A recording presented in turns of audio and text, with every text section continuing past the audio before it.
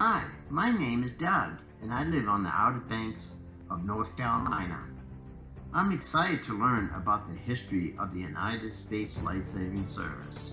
And who better to teach us than my friends Joan Collins and Darell Collins.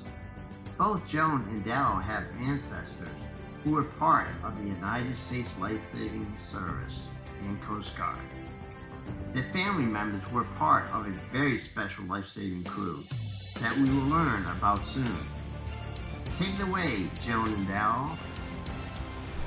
Everybody loves a day at the beach, but not every day is a beach day. Sometimes strong storms create dangerous waves and currents. This movement of water can be so powerful, it can even shift the sands on the bottom of the ocean floor and pile it up elsewhere, creating shoals. The Outer Banks has many of these shifting shoals, making it hard for sea captains to know where it is safe to sail, especially in bad weather. North Carolina had so many of these shipwrecks at the Outer Banks that the area became known as the graveyard of the Atlantic. Today, you can still see the remains of some wrecks on local beaches. Of course, sometimes we still have shipwrecks today, but it is the Coast Guard who's trained and prepared to get to any ship in peril to rescue the people on board.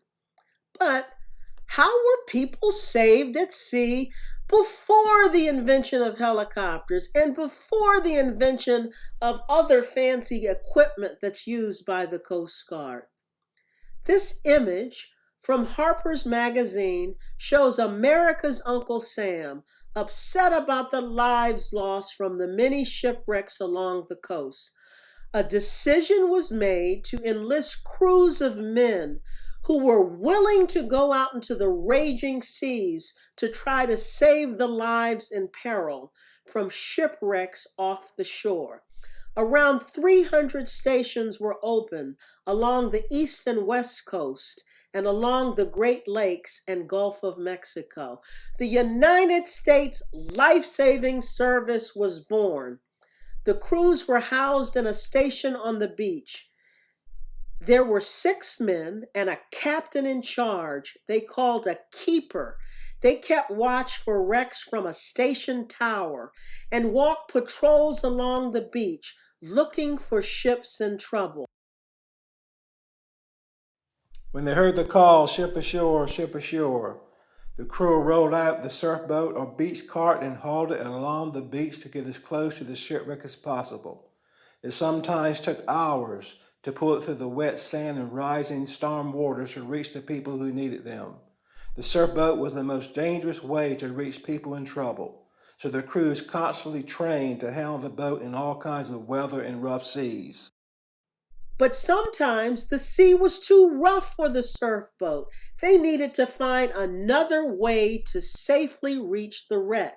Sometimes they would make an apparatus called a breeches buoy. It was like a clothesline that could pull shipwrecked victims to shore above the wild and dangerous sea. The life-saving service needed a few good, strong men. After the Civil War, free black slaves needed jobs. Slaves who lived and worked near the coast, knew the water and had to handle boats, and some joined the life-saving service. Crews that had both black and white surfmen were known as checkerboard crews, but the black surfmen were kept at the lowest rank, surfman number 6.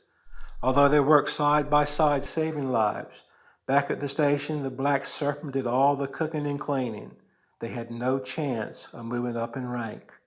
Still, not enough lives were being saved. Some of the crews were disorganized.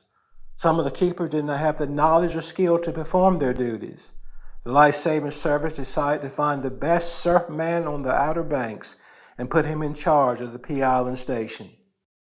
The man they chose was Richard Etheridge, former slave, former Civil War soldier and surfman number 6 at the Body Island Life-Saving Station. A new and amazing chapter in African American history in the Outer Banks was about to begin.